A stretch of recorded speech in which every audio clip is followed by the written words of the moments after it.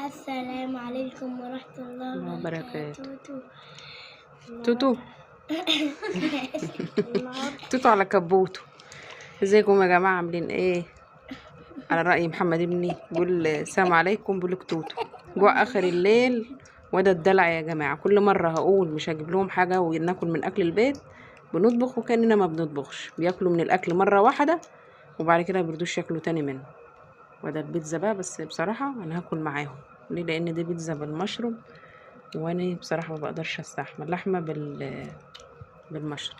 وكمان ايه، روقنا عليهم شوية كمان وعملت لهم بيتزا بالسكر والعسل. شوفوا معاذ كده، بصوا حلوة قوي، بتبقى طبقات كده وبصوا جميلة اصلا مع العسل والسكر. يلا اقول لهم ايه، تعالوا كلوا معانا، اتفضلوا. يلا مع السلامة.